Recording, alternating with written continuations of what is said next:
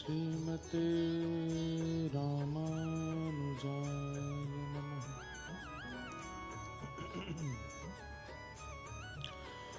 ध्येयं सदा परिभवग्नमविष्टदोहम् तीर्थास्पदं शिवविरञ्चनुतं शिवम् भृत्यार्थिहं प्रणतपालभवद्धिपोतम् वन्दे महापुरुषते चरणारविन्दम्। अस्ति स्वस्तरुणीकराग्रविगलत्कल्पप्रसूनाप्लुतम् वस्तु प्रस्तुतवेणुनादलहरी निर्वाण निर्व्याकुलम् स्रस्तनिबद्धनी विविलसद्गोपीसहस्रावृतम् हस्तन्यस्तनतापवर्गमखिलोदारं किशोराकृति कृष्णत्वदीयपदपङ्कजपञ्जरान्ते अद्यैव मे विशतु मानसराजहंसः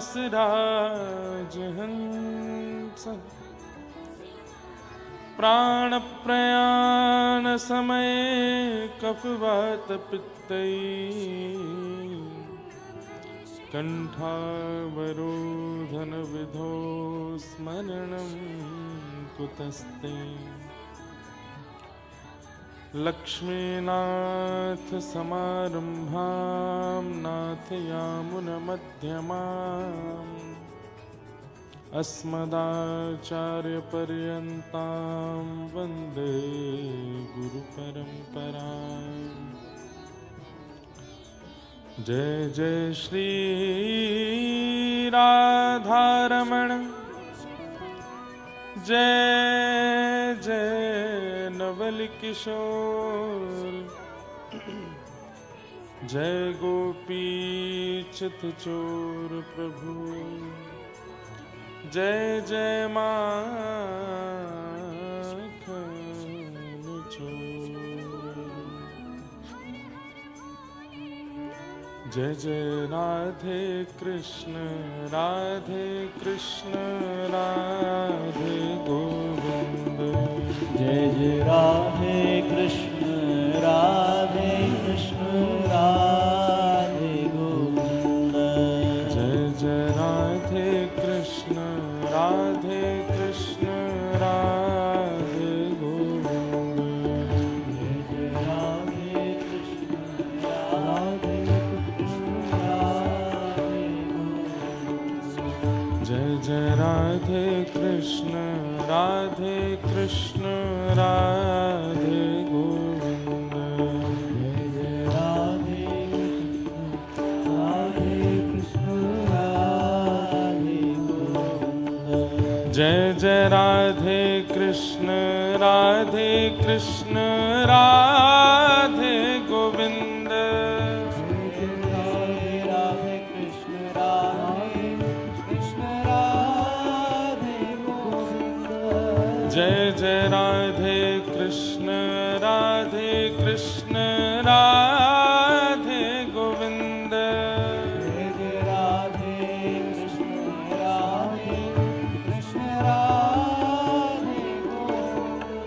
जय जय राधे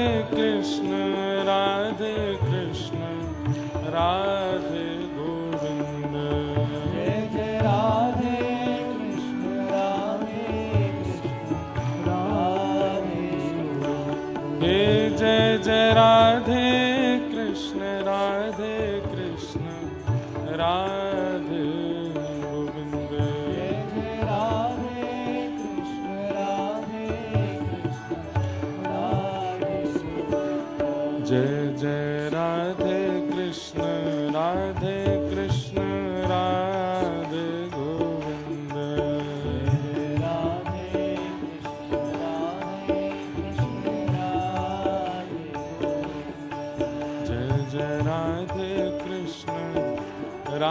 कृष्ण राधे गोविंद जय राधे कृष्ण राधे कृष्ण राधे गोविंद।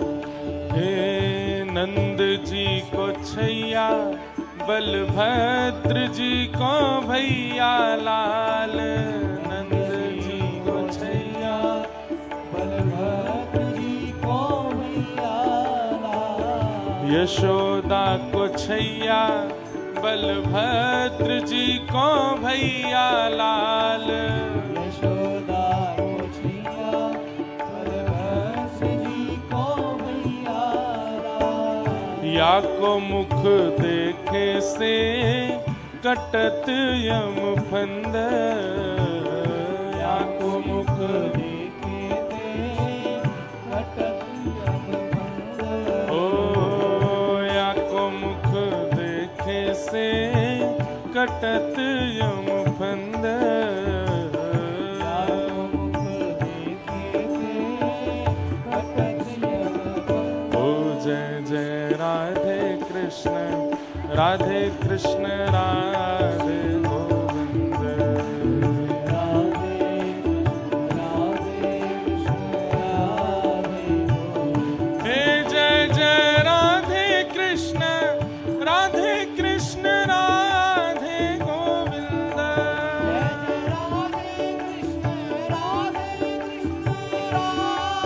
श्री राधा गिरधर लाल की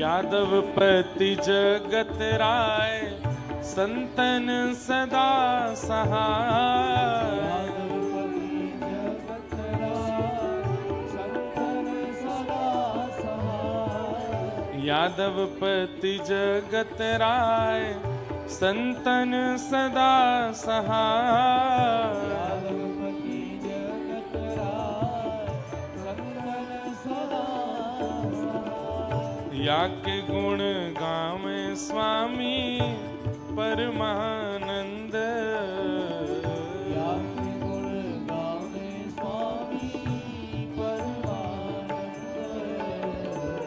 या के गुण गावे स्वामी परमानंद या के गुण गावे स्वामी परमानंद।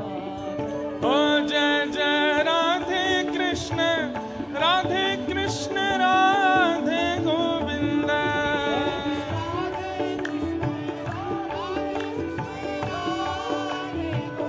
हे जय जय राधे कृष्ण राधे कृष्ण राधे गोविंद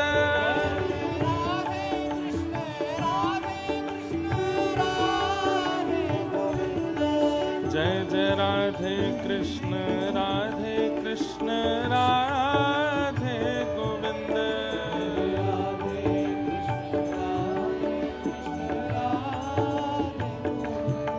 जय जय राधे कृष्ण राधे कृष्ण राधे गोविंद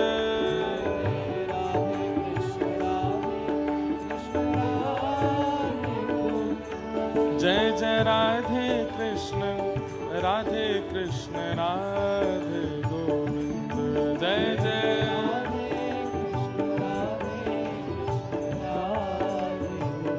ओ जय जय राधे कृष्ण राधे कृष्ण राधे गोविंद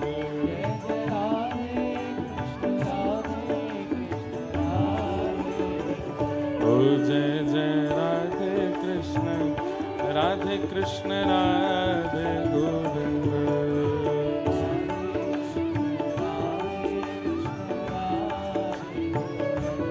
जय कृष्ण राधे कृष्ण राधे गोविंद।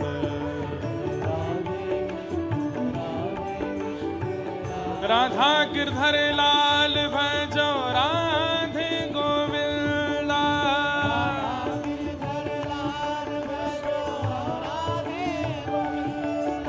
श्री राधा रमण लाल भजो राधे गोविंदा।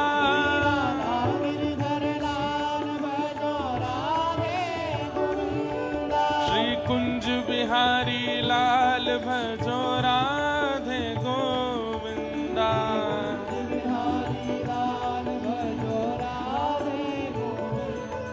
श्री बद्री विशाल भजो राधे गोविंदा।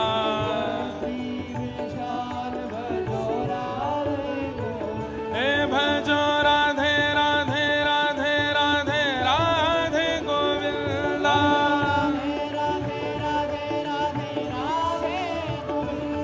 भजो राधे राधे राधे राधे राधे गोविंदा।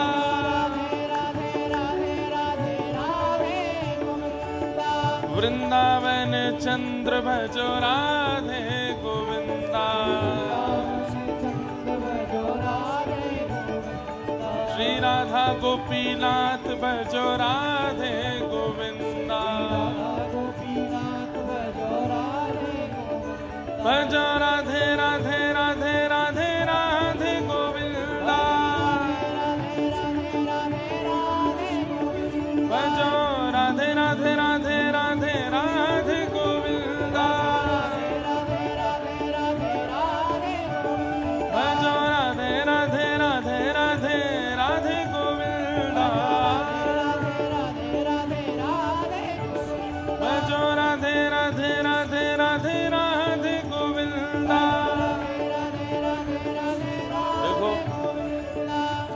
कथा के प्रारंभ में कीर्तन इसलिए कराया जाता है ताकि आप इतनी ऊर्जा में आ जाएं, इतने उत्साह में आ जाएं कि कथा श्रवण में फिर आलस्य ना हो। लेकिन हम बैठे ही आलस्य में हैं। वैसे तो सब नहीं बैठे, 2-4 लोग ही बैठे हैं, पर वो भी क्यों बैठे हैं आलस्य में? भुजा उठा करके और ऊंचे स्वर में गाओ राधे राधे राधे राधे राधे गोविंदा।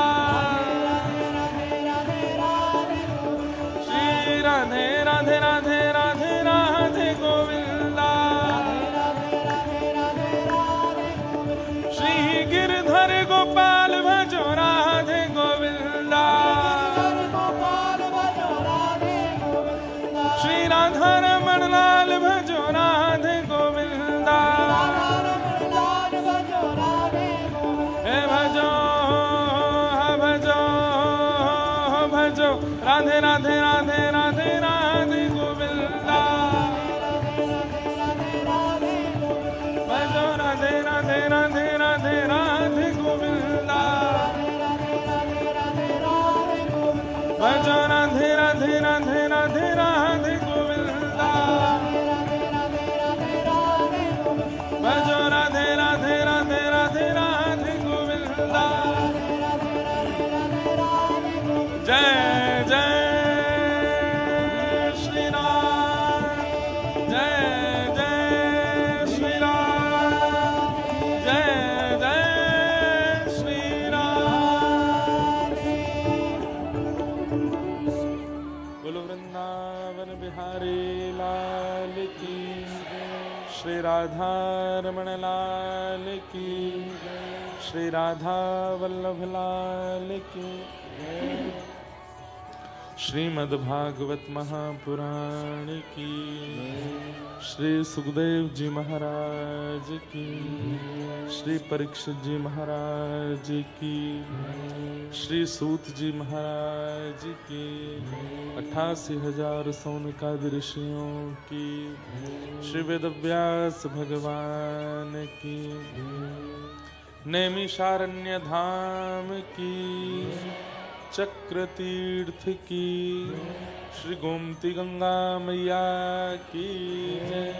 सब संतन की, सब भक्तन की, सब विप्रन की, श्री हनुमानगढ़ी हनुमान जी महाराज की, खाटू नरेश की, राजा रामचंद्र भगवान की, 84 कोस ब्रजमंडल धाम की, गिरिराज धरण की, श्याम सुंदर श्री यमुने महारानी की, श्री जगन्नाथ महाप्रभु की, द्वारिकाधीश की, जय जय श्री राम। नमः पार्वती पतये, हर हर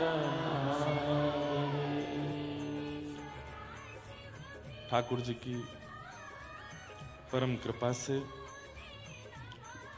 हम आप सब लोग नैमिषारण्य क्षेत्र में परम मंगल में परात्पर अखिलेश्वर अकारण करुणा वरुणालय भक्त वांछा कल्पतरु तड़ित्व निंदित पीताम्बरधारी श्री बाल कृष्ण लाल की, राधा रमण लाल की, प्यारे राधा गिरधर लाल की वांगमयी शब्दमयी प्रतिमूर्ति श्रीमद् भागवत महापुराण का मधुर वाचन श्रवण कर रहे हैं, ये हमारा परम सौभाग्य है। नैमिषारण्य क्षेत्र और यही नैमिषारण्य के रक्षक श्री हनुमान जी महाराज, श्री हनुमानगढ़ी के हनुमान जी महाराज, जिनका रूप देखते बनता है। आप लोगों ने श्री हनुमानगढ़ी के हनुमान जी का दर्शन किया। वो स्वयंभू हनुमान जी हैं और इतना अद्भुत विकराल और ये विशाल स्वरूप श्री हनुमान जी का और कहीं होगा भी, लेकिन यहां देख करके ऐसा लगता है कि श्री प्रत्यक्ष हनुमान जी खड़े ही प्रत्यक्ष हमारी ओर देखे ही रहे हैं। ऐसा अद्भुत स्वरूप है। ऐसे हनुमान जी महाराज की पवन सन्निधि में, श्री खाटू श्याम जी के पावन सन्निधि में पूज्य श्री महंत श्री बजरंग दास जी महाराज के सत्संकल्प से, उनके अथक प्रयास और इच्छा से ये कथा यहाँ पर हम लोग श्रवण कर रहे हैं। उन्हें बारंबार प्रणाम। साथ ही जिनका आशीष और जिनका सहयोग हमारे महंत जी को प्राप्त है, ऐसे श्री नंदू भैया जी को भी बारंबार वंदन। आपके संग खड़े होने से इतना बड़ा, इतने वैष्णवों का उद्धार हो रहा है, तो निश्चित ही ये अद्भुत आपका प्रयास है। साथ ही श्री रामानुज कोट के पूज्य महाराज जी विराजमान हैं, उन्हें भी बारंबार दंडवत प्रणाम। संत जन विराजमान हैं, सबको वंदन।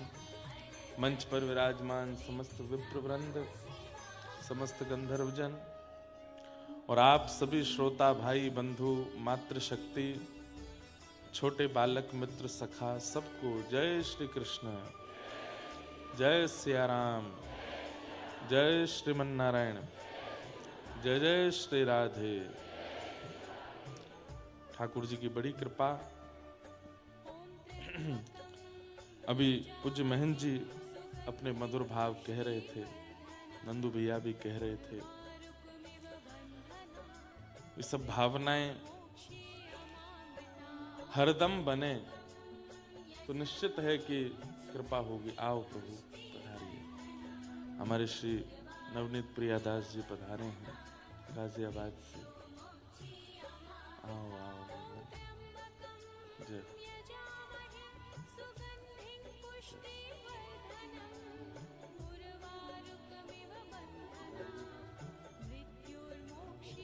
अरे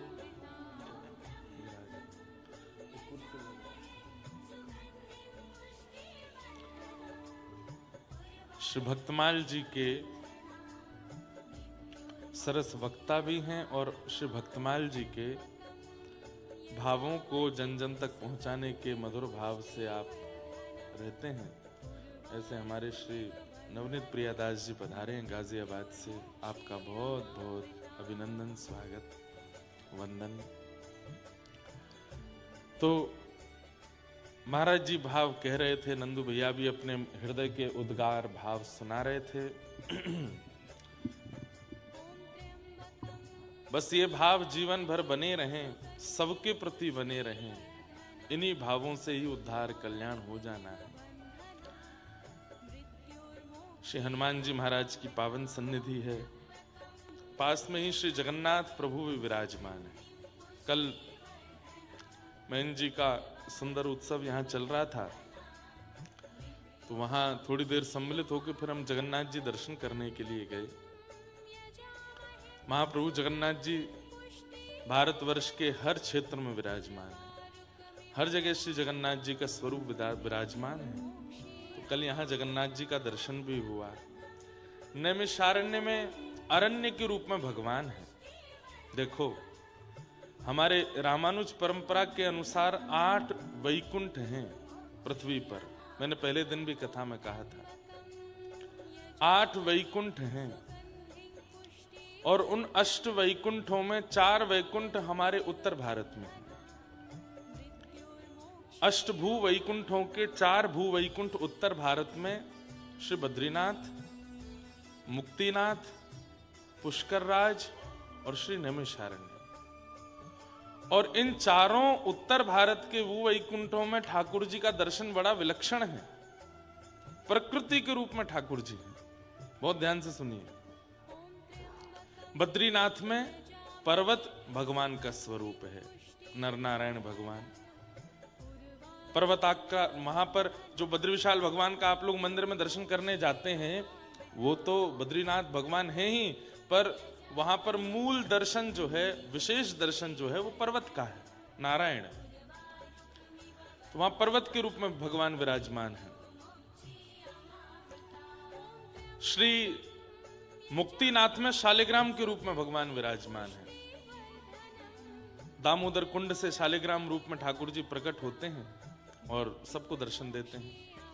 ऐसी विलक्षणता वहां बताई जाती है। अब ये तो हमारी कथा है, मई में 21 मई से कथा है मुक्तिनाथ में, तो वहां जाके पता चले कि वहां तुलसी दल हाथ में लेकर के जब दामोदर कुंड में आप पधराते हैं, तो आपके हृदय के अनुकूल जो शालिग्राम जी होंगे वो अपने आप आकर के तुलसी दल से स्पर्श हो जाते हैं और उनकी सेवा व्यक्ति करते हैं। पर अभी वहां बहुत दुर्गम है। कल सब हमारे रामानुज वैष्णव संत जन, सब आचार्य जन रात्रि विराजे। तो मैं तो कभी मुक्तिनाथ गया नहीं, पहली बार कथा है।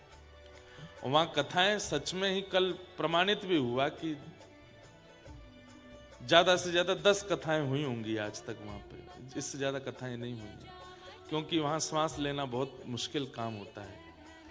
लोगों की श्वास फूल जाती है, लोगों के ब्लड प्रेशर, शुगर, जो भी कोई बीमारी थोड़ी सी उखड़ी होगी वो पूरी उखड़ जाएगी वहां पे। मुक्तिनाथ है ना,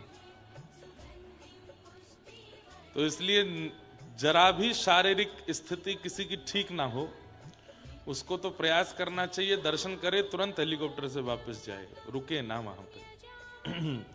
तो कल सब संत जन बता रहे थे कि वहां कथाएं कहने में भी आपको सांस फूलेगी, आपको कथा का क्रम भी बहुत धीमे धीमे कहना पड़ेगा। हमने महाराज जी इतना मत डराओ, हम तो वहां भाव से जा रहे हैं। बाकी बद्रीनाथ में भी ऐसा होता है, कई लोगों को हो जाता है, दिक्कत होती है। पर हम कभी कभी मन में विचार करते हैं, टूरिस्ट प्लेस जो हमारे भारत में है, उनमें पहाड़ी टूरिस्ट प्लेस जो हैं, वो कई टूरिस्ट जगह बद्रीनाथ और मुक्तिनाथ से भी ज्यादा ऊंचाई पर है, वहां लोगों को दिक्कत नहीं होती। लेकिन बद्रीनाथ ज्यादा से ज्यादा 10-11 हजार फीट पर होंगे, वहां लोगों की सांस फूल जाती है, वहां लोगों की बीमारी आ जाती है। तो कहीं ना कहीं अधिकार अनधिकार का वहां पर ध्यान रखा जाता होगा। कोई अनधिकारी होता होगा तो फिर उसको ठाकुर जी कहें तुम नीचे ही जाओ, तुम यहां मत रहो। और ऐसा भी नहीं है कि अधिकार अनधिकार, हो सकता है ठाकुर जी को यह कहना हो भैया तुम यहां ज्यादा देर रहोगे तो वैराग्य आ जाएगा, जीव कल्याण, परिवार का कल्याण, मानव कल्याण तुमसे नहीं बन पाएगा, इसलिए ठाकुर जी बीमार करके नीचे ही भेज देते हैं, जाओ अभी तुमको बहुत काम करने हैं, यहां ज्यादा रुकोगे तो वैराग्यवंत हो जाओगे, इसलिए ठाकुर जी भेज देते होंगे। तो मुक्तिनाथ में शालिग्राम के रूप में भगवान विराजमान है। पुष्कर में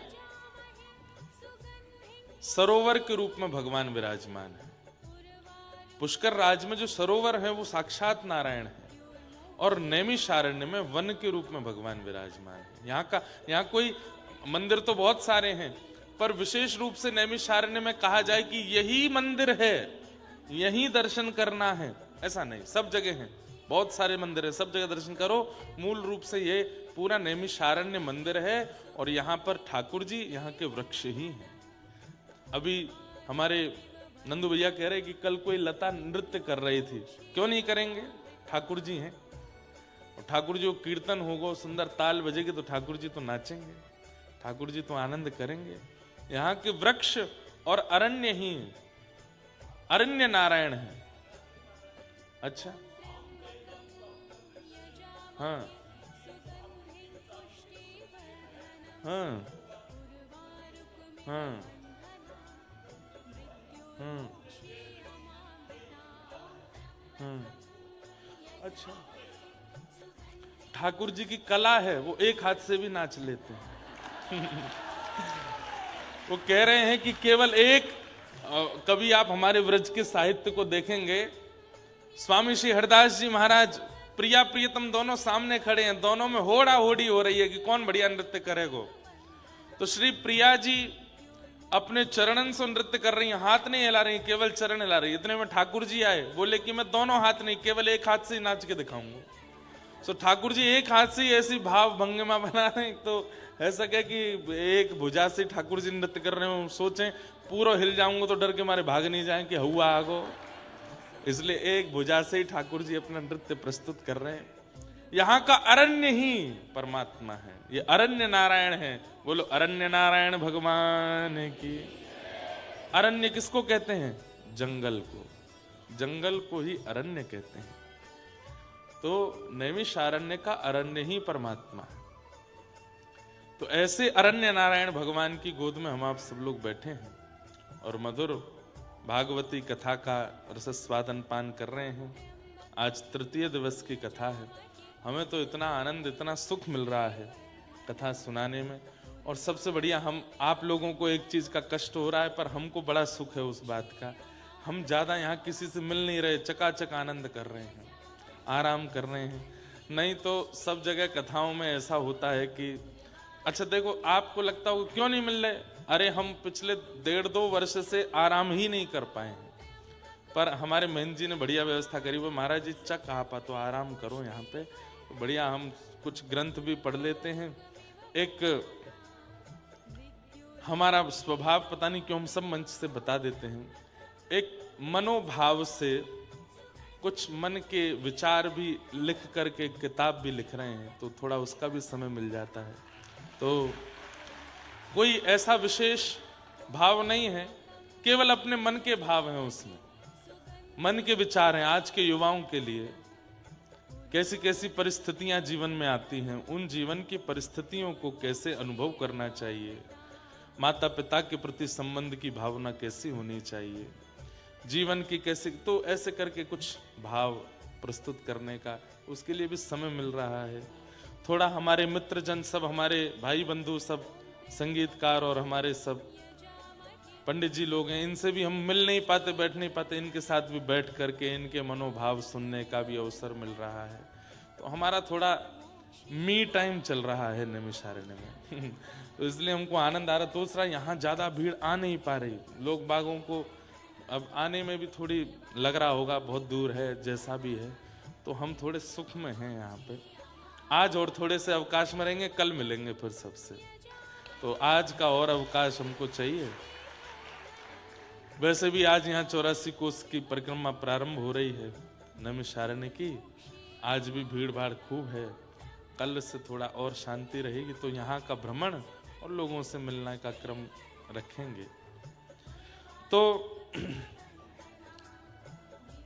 बहुत जरूरी है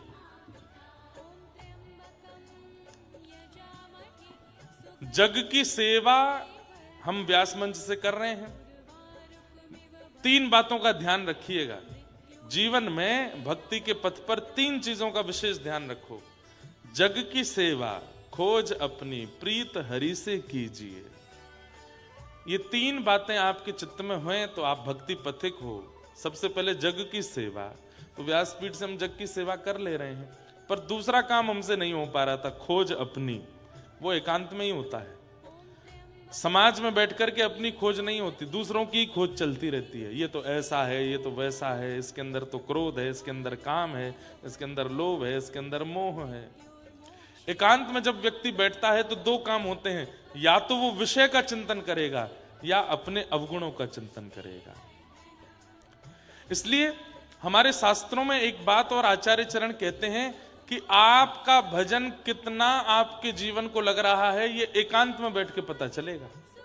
एकांत में बैठ करके अपने आप चिंतन कीजिए, क्या आ रहा है मन में। और एक बात और सुनिए, पवित्र नदी के तट पर हिमालय की गोद में बैठ करके तो हर किसी को भजन हो जाएगा। अपने घर के कमरे में बैठ करके, बिस्तर पर बैठ करके अकेले बैठ के चिंतन करो। वहां यदि विषय चिंतन हो रहा है तो इसका मतलब आपका भजन उचित नहीं है। एकांत में स्वयं से पूछिए, क्या आता है मन में भाव, किसके प्रति क्रोध, किसके प्रति काम, किसके प्रति इच्छा, ईर्ष्या, लोभ, ये सब यदि एकांत में उत्पन्न हो रहा है तो उसका मतलब भजन नहीं है आपका। तो जग की सेवा खोज अपनी, प्रीत हरि से कीजिए। जिंदगी का राज है यह जानकर जी लीजिए, जिंदगानी का खिला मधुवन किसी का है दिया, मैं नहीं मेरा नहीं यह तन किसी का है दिया। बहुत सुंदर पद है, पूज्य पिताजी महाराज अपनी कथा में गाते हैं। मैं नहीं मेरा नहीं यह तन किसी का है दिया, जो भी अपने पास है यह धन किसी का है दिया। देने वाले ने दिया वह भी दिया किस शान से। देने वाला हमेशा देने में कुछ ना कुछ कंजूसी जरूर करेगा, लेकिन ठाकुर जी ने देने में बिल्कुल कंजूसी नहीं करी। देने वाले ने दिया वह भी दिया किस शान से। देने वाला कैसे देता है? व्यक्ति 50,000 की गड्डी भी देता है तो फटे पुराने नोटों को बीच में डाल देता है, ताकि एक तरफ से गिनेगा तो फटे नोट बीच के उसको पता नहीं चलेगा। बैंक में भी दे आते हैं ऐसे, इतने चतुर हैं हम लोग। और चलिए नोट गड्डी नहीं भी दे रहे और कुछ भी देते हैं तो उसमें भी हमको ब्याज की इच्छा होती है। और किसी किसी को ब्याज की इच्छा भी नहीं है, फटे पुराने नोट भी नहीं दिए तो उसको ये इच्छा रहती है कि ये जब इस वस्तु का इस्तेमाल करे तो ये बात कोट करके कहे कि मैंने दिया है। मुंह फुलाए बैठ गए पीछे, इधर देखो, यहां देखो, वहां नहीं देखो, इधर देखो। कथा सुनो ध्यान से। क्या है गो भैया, कौन रो रो है? यहां देखो, इधर देखो, कथा सुनो आप लोग भाव से। ठाकुर जी कृपा है, कोई ठाकुर जी की स्मृति में रो रहे होंगे। तो मैं क्या बता रहा था, क्या बता रहा था मैं? हाँ, ये होता है हमारे साथ, हमारा प्रवाह रुक जाए तो फिर हमको खोजना पड़ता है कहां था मैं। हाँ, तो कई लोग कैसे होते हैं, वो वस्तु देने के बाद में वो यही चाहते हैं कि ये सदा इस बात का ऋणी रहे कि मैंने दिया है, लेकिन ठाकुर जी नहीं। देने वाले ने दिया वह भी दिया किस शान से। एक आंख से भी दिखाई देता है हमको, लेकिन दो दी ठाकुर जी ने। एक कान से भी सुनाई देता है, लेकिन दो दिए। एक हाथ से ही कर्म करते हैं हम, दो दिए। एक पैर से भी चला जा सकता है उछल उछल कर, दो दे दिए। सब कुछ ठाकुर जी ने भरपूर दिया। आप कभी अपने जीवन पर चिंतन करके देखिए पॉजिटिविटी से, तो आपको लगेगा कि ठाकुर जी ने सब तो दिया, कुछ भी तो नहीं छोड़ा। फिर भी हमारी शिकायतें कभी खत्म नहीं हुई। देने वाले ने दिया वह भी दिया किस शान से, मेरा है यह लेने वाला, कह उठा अभिमान से। मैं मेरा यह कहने वाला, मन किसी का है दिया। मैं नहीं, मेरा नहीं, यह तन किसी का है दिया। तो जग की सेवा खोज अपनी प्रीत हरि से कीजिए, यह जिंदगी का राज है मान कर जी लीजिए। ये 3 चीजें अपने जीवन में ले आइए।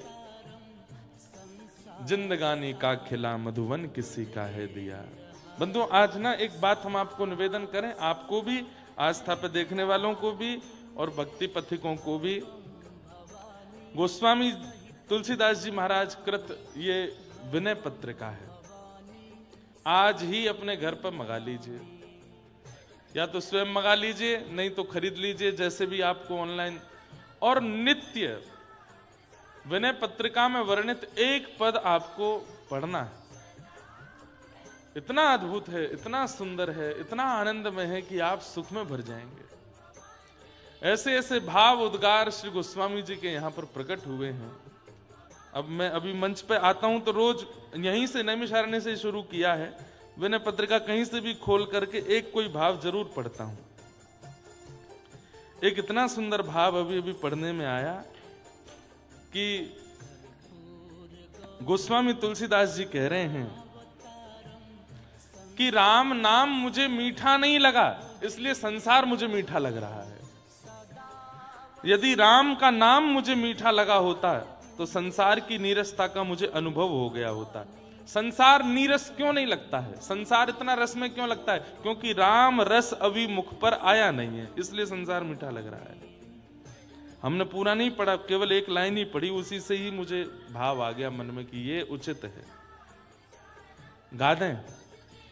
जो मोहे राम लागते मीठे, जो मोहे राम लागते मीठे, जो मोहे राम लागते मीठे, जो मोहे राम लागते। हनुमान जी को लग गए थे मीठे, इसलिए संसार में और कहीं रस लगा नहीं। लंका क्यों जला दी हनुमान जी ने? क्योंकि जब लंका गए तो लंका जाकर के जब लंका को देखा, इतनी सुंदर ही लंका, ऐसे सुंदर रोड, ऐसे सुंदर उसके मकान, ऐसे सुंदर चौबारे, ऐसी सुंदर अटारियां, ऐसे सुंदर शिखर, सब कुछ इतना सुंदर था। सब कुछ सुंदर देखने के बाद में हनुमान जी ने मन में विचार किया, पूरी लंका इतनी सुंदर है पर राम विहीन है, राम नहीं है यहाँ पे। तो अकेले विभीषण जी का घर बचा, बाकी पूरी लंका जला दी। बोले जो राम विहीन है उसको राख होने की ही, राख होना ही पड़ेगा। मुझे वो प्रिय नहीं लगेगा जो राम विहीन है। हम आप अगर हनुमान जी की जगह गए होते कहीं दुर्भाग्य से, तो हम लंका में ही जाकर के रावण का ही पक्ष ले लेते। बोले कि हमने राम जी छोड़ दिया, अब तुम्हारे साइड के हैं हम। वो तो बढ़िया हुआ कि हनुमान जी गए। क्यों? उनको राम विहीन हर वस्तु नीरस लगती है।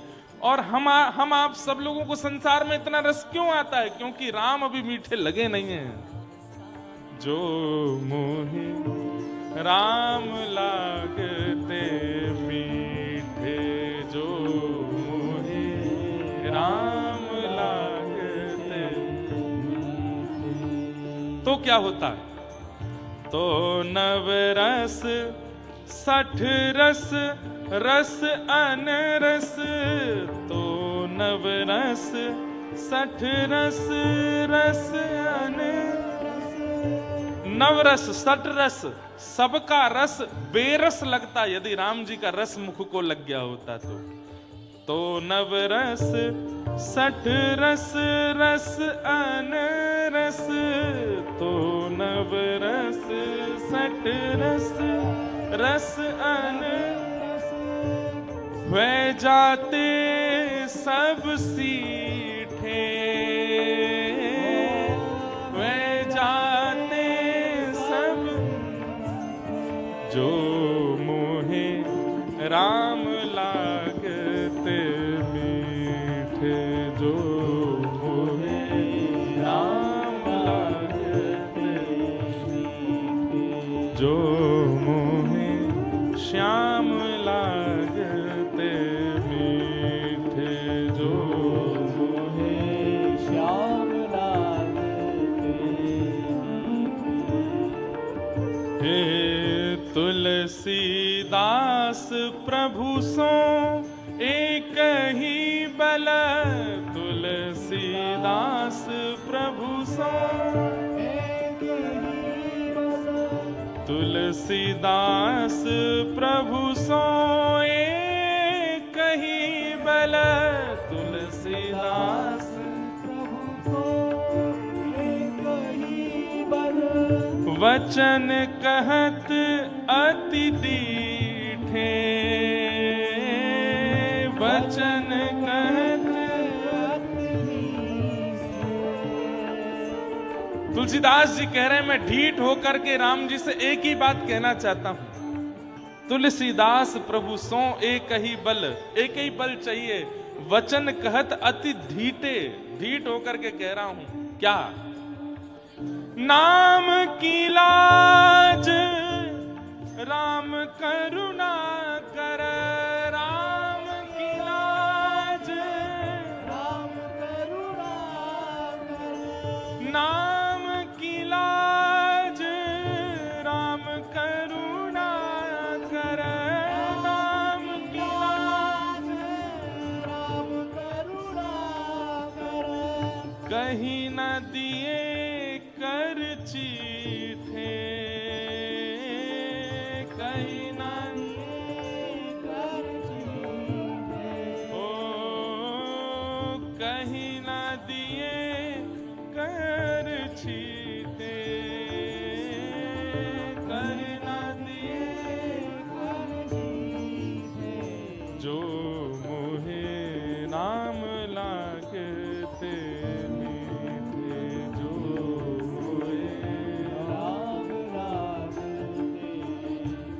हो, जो मोहे राम लागते मीठे, राम लागते राम लागते मीठे, हाँ, राम लागते मीठे,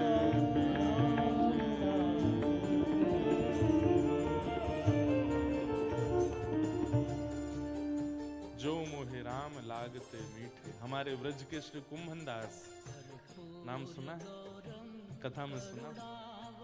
श्री कुंभनदास जी अपनी पत्नी के साथ पहली बार श्रीमद् वल्लभाचार्य जी के दर्शन करने के लिए गिरिराज जी गए।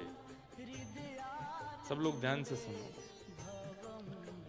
महाप्रभु श्री वल्लभाचार्य जी से शरणागति लेने के लिए गए, ब्रह्म संबंध लेने के लिए गए हैं। और जैसे ही महाप्रभु श्री वल्लभाचार्य जी का दर्शन किया, श्री चतुर्भुज दास, श्री कुंभन दास जी देख करके इतने आनंदित हो गए, चरणों में प्रणाम किया।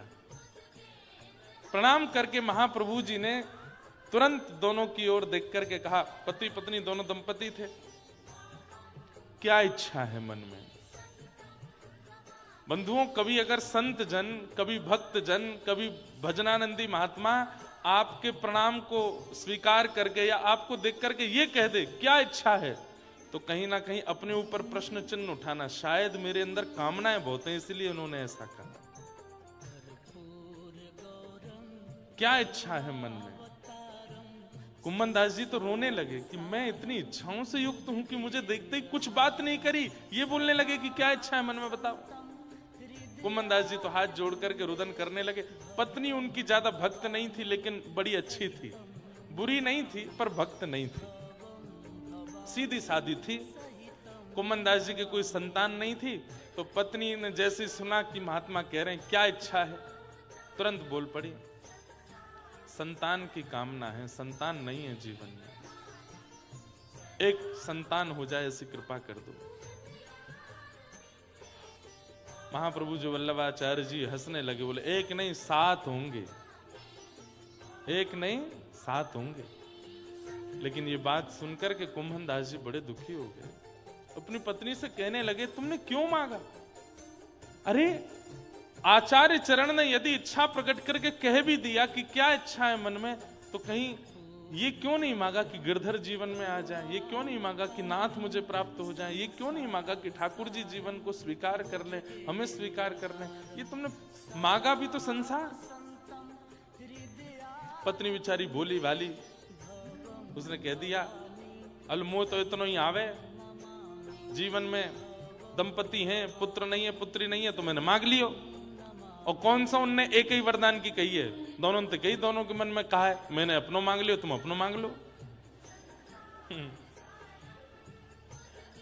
महाप्रभु जी बड़े प्रसन्न हुए, बोले अब इनकी इच्छा से पुत्र तो होगा, 7 संतान तो होंगी, पर कृपा कीजिएगा चाहे एक भी उनमें से पूर्ण शरणागत हो ठाकुर जी के, चाहे एक भी हो पर पूर्ण शरणागत हो, ठाकुर जी का भक्त हो।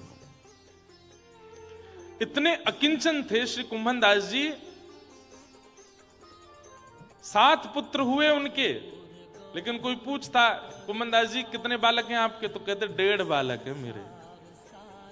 बोले एक पूरा बालक है, क्यों? चतुर्भुज दास पूरा भक्त है, सुबह से शाम तक ठाकुर जी की आराधना करे, वो तो मेरा पूरा बालक है। और एक आधो बालक है। बोले क्यों? बोले मंदिर ना जावे, कथा वथा नहीं सुने, पर गौ सेवा करे, हमारे आधो बालक है। तो पूरे कितने? बोले बाकी के मेरे पुत्र नहीं है। क्यों? बोले ना मंदिर जावे, ना कथा सुने, ना गैया सेवा करें, 1.5 बालक है मेरे। कृष्ण प्रिय लग गए हैं, राम प्रिय लग गए हैं, नाम प्रिय लग गया है, सत्संग प्रिय लग गया है, तो संसार नीरस लगेगा। हमको लगता है, कब लगता है पता है? जब कथा सुनते हैं उतनी देर नीरस लगता है। और जैसे ही कथा में एक बचता है, कहां है भंडारा, कहां बनो है आज, कहां मिले वो, 7 दिन तक तो यूं ही लगता रहेगा कि 7वां दिन नहीं आवे, कथा पूरी नहीं होवे, लेकिन 7वां दिन आते ही लगेगा चलें भैया वापस घर। हाँ भाई बेटा, 7 दिन के लिए दुकान तुम्हारे भरोसे छोड़ के गए, कितनी कमाई करी बताओ। आपकी स्थिति पर मैं आपको डांट रहा हूं नहीं, मैं अपने ऊपर भी कह रहा हूं, हम भी ऐसे ही। हाँ, पर बहुत कथाएं कर करके थोड़े थोड़े कभी कभी बहुत ज्यादा नीरसता आ जाती है संसार के प्रति। लेकिन अभी अच्छे से ठाकुर जी प्रिय लगे नहीं है, इसलिए संसार की बहुत विषय स्थिति प्रिय लग रही है। पर राम जी से तुलसीदास जी तो हट करके कह रहे हैं कि जिस राम नाम को गाकर के सबने आपके चरणों की प्राप्ति कर ली, बस वही मुझे दीजिए और कुछ नहीं चाहिए। तो बड़े मन के भाव हैं। कल हम लोग बड़े प्रेम और भाव से भागवत जी के 2 दिवस में मंगलाचरण श्रवण कर रहे थे और भागवत जी के 3 श्लोकों का, प्रारंभ के श्लोकों का हमने श्रवण किया। अब आगे के प्रसंग में प्रवेश करते हैं। बड़े प्रेम और भाव से सब लोग श्रवण करेंगे। नैमिषे अनमिश्क्षेत्रे ऋषयः सौनकादयः सत्रं स्वर्गाय लोकाय सहस्र सम्मासत। नैमिषे अनमिश्क्षेत्रे। अनमिष किसको कहते हैं? बहुत ध्यान से सुनिएगा। नैमिषारण्य अनमिष क्षेत्र क्यों बन गया? बोले क्योंकि सूत जी महाराज जब सौनकादि ऋषियों के सामने बैठकर के कथा सुना रहे थे तो सारे 88,000 सौनकादि ऋषि अनमिष हो गए। अनमिष किसको कहते हैं? निमिष कहते हैं पलकों को, इनको निमिष कहते हैं। और देवताओं की पलक नहीं होती, पर ऐसा बोलते हैं कि देवताओं की पलक नहीं होती, तो मुझे बहुत लगता है कितने विचित्र लगते होंगे देवता बिना पलक के। पर बात ऐसी है कि पलक तो होती है पर वो झपकते नहीं है। हम लोग बहुत झपकते रहते हैं, बार बार पलक झपकते रहते हैं। झपकने का मतलब क्या है? ध्यान केंद्रित नहीं है, इसलिए बार बार पलक झपकते रहते हैं। बहुत कम पलक झपकते हैं देवता, इसलिए उनको अनमिष कहा जाता है। कहते हैं कि ये सौनकादि ऋषि मानव कल्याण के लिए जो यज्ञ कर रहे थे अनमिष होकर के कर रहे थे, मतलब बिना ध्यान भंग हुए कर रहे थे, इसलिए नैमिषे अनमिष क्षेत्रे, अनमिष हो गया नैमिषारण्य। सत्रम स्वर्गाय लोकाय सहस्त्रम सम्मासत। स्वर्गाय, यहां स्वर्ग की प्राप्ति की भावना नहीं है, स्वर्ग भी जिस लोक का गायन करे ऐसे वैकुंठ लोक की प्राप्ति हम मानवों को कैसे हो, उसके लिए वे सब यज्ञ कर रहे थे। तभी वहां सूत जी का आगमन हुआ और सूत जी से सौनकादि ऋषियों ने 6 प्रश्न किए। किम श्रेय शास्त्र सारः क स्व अवतार प्रयोजनम, किम कर्म के अवतारस्य धर्मः कम शरणम गतः। ये 6 प्रश्न है। सबसे पहला, किम श्रेय, भगवान के अवतार का श्रेय किसको जाता है? ठाकुर जी किसके लिए अवतार लेते हैं? राक्षसों के लिए लेते हैं कि भक्तों के लिए लेते हैं? पहला प्रश्न। दूसरा प्रश्न, शास्त्र सारः क, हमारे हिंदू वैदिक सनातन धर्म में इतने शास्त्र हैं, इन सब शास्त्रों का सार क्या है? तीसरा प्रश्न, के अवतारश्च, भगवान के अवतार कितने हैं? चौथा प्रश्न, स्व अवतार प्रयोजनम, भगवान बार बार रूप क्यों बदलते हैं अवतार में, प्रयोजन क्या है?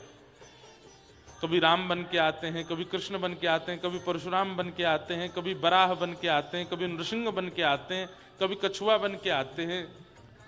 इतने रूप क्यों बदलते हैं ठाकुर जी? जब सारे काम ठाकुर जी एक ही रूप में कर सकते हैं तो फिर बार बार रूप क्यों बदलते हैं? उनका प्रयोजन क्या है? किम कर्म, भगवान का कर्म क्या है? ठाकुर जी को कर्म गति तो होती नहीं, फिर उनका कर्म क्या है? और अंतिम प्रश्न, धर्म कम शरणम गतः, ठाकुर जी धर्म स्थापित करके गए, ठाकुर जी के जाने के बाद धर्म किसकी शरण में गया? कल रात्रि में हम जगन्नाथ मंदिर में बैठे थे, क्या अद्भुत वहां शास्त्रार्थ चल रहा था महापुरुषों में, और ऐसे ऐसे विषयों को लेकर के उनमें चर्चा चल रही थी कि सुनने वालों को बड़ा आनंद आ रहा था। हम 10-15 लोग ही बैठे थे वहां, खूब बढ़िया सुख मिल रहा था और शास्त्र मंथन वहां हो रहा था। शास्त्रों के नए नए भाव वे कहीं से कुछ ना कुछ कहे जा रहे थे। ठाकुर जी ने ऐसा कैसे कर दिया, भगवान ऐसे कैसे हो सकते हैं, ये काम कैसे कर दिया, सब बातें कही जा रही थी। अच्छा आनंद सुख मिल रहा था। तो ये 6 प्रश्न हैं, इन्हीं 6 प्रश्नों में कथा सुनाई गई। पहला प्रश्न क्या है? किम श्रेय, भगवान के अवतार का श्रेय किसको जाता है? किसके लिए ठाकुर जी अवतार लेते हैं? भक्तों के लिए कि राक्षसों के लिए? भक्तों के लिए। ये तो आप बोल गए ऐसे ही, लेकिन ठाकुर जी की क्रियाओं पर जब दृष्टि डालते हैं तो फिर किसको मार? अगासुर मारो, बकासुर मारो, धेनुकासुर मारो, अरिष्टासुर मारो। भगवान श्री कृष्ण ने जन्म लेते ही 6 दिन की अवस्था से ही मारना शुरू किया। पूतना के वध से प्रारंभ किया, शिशुपाल, दंतवक्र और जाने कहां कहां तक मारते ही गए। तो राक्षसों का वध कर रहे हैं? नहीं। मूल बात यही है कि ठाकुर जी भक्तों के लिए आते हैं। राक्षसों का वध वैकुंठ में बैठ करके भी किया जा सकता है, पर सबरी के बेर वैकुंठ में बैठ के नहीं खाए जा सकते। उसके लिए तो आना पड़ेगा। राक्षसों पर कृपा, ये तो ठाकुर जी वैकुंठ में बैठे बैठे भ्रगुटी टेढ़ी कर करके भी कर सकते हैं, लेकिन गोपियों के घर के मक्खन को वैकुंठ से कैसे चुराएंगे? उसके लिए तो आना पड़ेगा। तो भक्तों के भाव की स्वीकृति के लिए ठाकुर जी का अवतार हुआ है, राक्षसों का वध प्रधानता नहीं है। किम श्रेय, तो श्रेय किसको जाता है? भक्तों को। भक्तों के लिए ठाकुर जी आते हैं। मेरे लिए आए हैं, आपके लिए आए हैं, हम सबके लिए ठाकुर जी इस धराधाम पर आते हैं, ताकि यहां लीला करके यहां के सुंदर स्थानों को पवित्र करके ठाकुर जी हम पर अनुग्रह कर सकें, इसलिए ठाकुर जी आए। एक बड़ी मधुर कथा है, मैं सुनाता हूं। एक तो आजकल ऐसा है कि हम कोई भी नई लीला कथा कुछ सुना देते हैं, वो इतनी ज्यादा सब सुन लेते हैं कि फिर कथा में हमको लगती है सुनी भैया, इसको क्या सुनाएं दोबारा। हमको आप लोगों ने ऐसा बांध दिया, हमको हर दिन पढ़ना पड़ता कुछ नया सुनाए, क्योंकि पूर्व की सुनी ली होगी। श्रीनाथ जी के मन में आई कि मैं चोरी करूंगा, फिर से चोरी करूंगा। 5000 वर्ष पहले ठाकुर जी ने चोरी करी थी ब्रजमंडल में, लेकिन वही ठाकुर जी जब 500 वर्ष पहले गिरिराज जी से श्रीनाथ जी के रूप में प्रकट भये और श्री गिरिराज जी के ऊपर विराजमान हो गए, तो सब दर्शनार्थी आते थे श्रीनाथ जी का दर्शन करने के लिए। लेकिन एक ब्रज की बड़ी भोली भारी गोपी आती और वो कहीं कथा सुन के गई। मैंने कहा ना कल भी, भोले भालों को ही मिलेंगे ठाकुर जी, चतुरों को नहीं मिलते ठाकुर जी। तो एक भोली भाली गोपी वो कहीं कथा सुनने गई, तो कथा में उसने क्या सुना कि व्रज की गोपियां अब मक्खन ही इसीलिए निकालती हैं कि कृष्ण चुराने आवे। वो जानबूझ करके मक्खन को ऐसे छीके पर टांगती हैं कि कृष्ण को हाथ पहुंच जाए और वो चोरी करके जाएं। संसार को तो ये दिखाती हैं कि हमको बहुत बुरा लगता है कि कृष्ण हमारे यहाँ चोरी करते हैं, पर जब मक्खन निकालती हैं तो मन में यही भाव रहता है उनके अंदर कि कन्हैया आवे, चोरी करके जावे, तभी हमको सुख मिलेगा। कभी मक्खन निकालते निकालते उसमें केसर पधरा देती हैं, कभी उसमें मिश्री पधरा देती हैं, कभी उसमें सुगंधित गुलाब जल पधरा देती हैं। क्यों? श्याम सुंदर आएंगे, पाएंगे तो उनको सुख मिलेगा। और जब चोरी करके ठाकुर जी चले जाते हैं तो शिकायत करने जाती हैं गोपियां यशोदा मैया के पास। वत्सान मुंचन क्वचित समय क्रोश संजात हास, मैया अपने लाला को समझा लो, बहुत बिगड़ गो ये। यशोदा मैया के सामने जाके इतनी क्रूर बन जाती हैं और घर लौट करके जब आती हैं तो एक दूसरे से कहती आती हैं, अच्छा लगो ना। श्याम सुंदर को बुलाए करके जब यशोदा डांट रही, कैसा छोटा सा कितना मधुर लग रहा, कल के और बढ़िया बारो मक्खन निकालेंगी और ऐसी जगह धरेंगी कि खिड़की से सुगंधी चली जाए। अरे सुगंधी नहीं जाए तो ये बानर आदि देख करके जाके कृष्ण को संकेत कर दें कि वहां बहुत बढ़िया बारो मक्खन निकलो है लाला, वहीं चलेंगे चोरी करवे। ये गोपियां जानबूझ करके मक्खन निकालती हैं और ऐसी जगह रखती हैं कि ठाकुर जी चोरी करें, क्योंकि इनकी इच्छा है। अब यही कथा एक गोपी सुन रही थी, भोली भारी गोपी। उसने सुना कि गोपियां मक्खन इसलिए निकाल करके छीके पर रखती हैं कि श्याम सुंदर आवेंगे और चोरी करेंगे। आज उस गोपी के मन में आया 500 साल पहले इसी कलिकाल में, उसने आज तक तो मक्खन बिलोया था, दही बिलोई थी पति परिवार के लिए, लेकिन आज पहली बार बिलो रही है श्रीनाथ जी के लिए। और बिलोते बिलोते मन में भाव आ रहा है, ऐसा मधुर मक्खन है श्याम सुंदर, कभी मेरे यहां भी आके पाए के जाओ। सुंदर मक्खन को बढ़िया हंडी में लगायो, छीके पर रखो। अब चिंता कर रही है, छीको बहुत ऊंचो है, कहीं ऊंचे छीके को देख करके ठाकुर जी लौट तो नहीं जाएंगे। नहीं क्या को नीचे कर दूं, थोड़ा नीचे कर दे, अन्य और नीचे कर दूं। एक डंडा लेके आई, वहीं पास में धर दियो, मन करेगा तो यहीं फोड़ के खा लेंगे। आसपास कुछ ऐसी सामग्री रखी कि कहीं भागने की इच्छा करेंगे तो कोई सामग्री गिरेगी तो आवाज आएगी, तुमको पता चल जाएगी कि आए थे। सब व्यवस्था ऐसी करी है कि श्याम सुंदर आवे। 1 दिन 2 दिन 3 दिन 4 दिन 10 दिन निकल गए, ठाकुर जी नहीं आए। कोई रात्रि में आवाज नहीं आई, छीको ज्यों को त्यों है, डंडा वहीं को वहीं रखो है। तो मन में विचार करने लगी, श्याम सुंदर आ नहीं रहे, ऐसा है सके इतने व्यस्त हैं, उनको पता नहीं होगी कि मैंने मक्खन निकालो, उनको बताया हूं। तो छीके को अपने सिर पे लेकर के मंदिर दर्शन करवे जावे और दूर खड़ी खड़ी छीके को ऐसे ऊपर को मुख जो है ठाकुर जी की ओर करे, बढ़िया बारो मक्खन है लाला। धोरी गैया चर के आवे गिरिराज जी पे, ऐसी बढ़िया बढ़िया औषधि खा के आवे और फिर बाकी औषधि पेट में जाए करके दूध बने, वासों में दूध निकारूं, दही जमाऊं, वहां से मक्खन निकारूं। मक्खन धरो है, यहाँ में केसर भी है, मिश्री भी है, लाला आजा। ठाकुर जी को जाकर के उसने ऐसा लोभ दिया कि सामने खड़े हुए श्रीनाथ जी के मुंह से लार टपकने लगी।